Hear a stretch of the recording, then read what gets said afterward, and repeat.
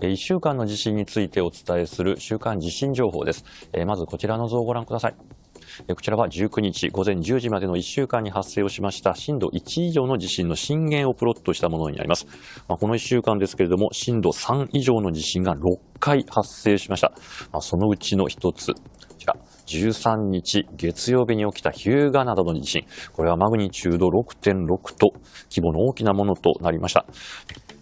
こちらが震度分布図となります。13日の夜に発生した地震、マグニチュード 6.6、震源の深さ36キロとなっておりまして、この地震で宮崎県の宮崎市と高鍋町、新富町で震度5弱の揺れを観測しています。メカニズムとしましては、この東の方から九州の下にフィリピン海プレートが沈み込んでいるんですけども、陸とのプレートの境目で起きたものというふうに見られます。でこのエリア、こちらはですね、去年8月にも大きな地震が起きておりました。こちらが去年8月8日のマグニチュード 7.1 の地震の震源です。で今回はこちら、もう少し北西方向に離れたところで起きました。で緑のバツ印が去年の地震で起きた一連の活動だったんですけども、一部が今回も重なっていますね。でもう少し北側の方にも広がっておりますけれども、こういった形で日向灘、もともと地震活動が活発なエリアなんですけれども、再び大きな地震が起きたということになります。一方で13日の地震の後はやや活発な状況続いたんですけれども、16日以降は地震活動は落ち着いている状況です。でこの日向灘、こちらはですね、南海トラフ巨大地震の想定震源域といいます。岩盤が壊れる可能性があるエリアを示しております。南海トラフというのは、ここがプレート境界ですね。でその北側に、南海トラフ地震の、予想の、震源域が広がっているんですけども、日向灘はですね、実際、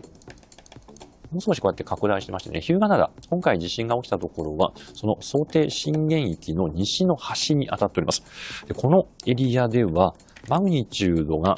7以上、モーメントマグニチュードと呼ばれます、より正確に地震の規模を把握するための、マグニチュードがあるんですけども、そのモーメントマグニチュードで7以上の地震が起きれば、7以上の地震が起きれば、南海トラフ地震注意情報というものが発表されるんですけども、今回はモーメントマグニチュード、6.7 というふうに解析されましたので、注意情報には至らず、調査終了ということで、一旦終わっている状況です。ただ、この南海トラフに関連しては、先日15日にですね、政府の地震調査研究推進本部が今後30年以内に起きる確率を去年までの 70% から 80% 程度を上げましてですね、80% 程度というふうに確率を上げております。次の南海トラフ地震というのが近い将来やってくることになりそうですので、この後も日頃の備えは欠かせないといったことが言えます。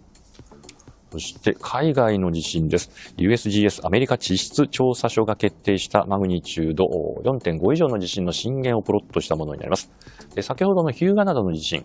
USGS はマグニチュード 6.8 と解析をしております。そして今週取り上げるのはこちら、アイスランドで起きました日本時間14日の地震となります。マグニチュードが 5.2、震源の深さが10キロと浅い場所で起きたんですけれども、このアイスランド、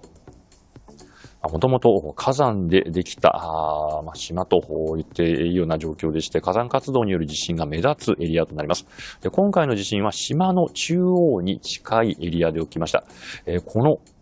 震源付近、バルダル文化火山というものがありましてですね、その活動に関連するものと見られております。でアイスランドでは地震活動がかなり高まっているというふうに見られまして、マグマの蓄積が進んでいる可能性があります。この後、噴火のリスクがより高まる可能性もあるんですけれども、現時点ではどのように推移するかの予測が難しいといった状況になっております。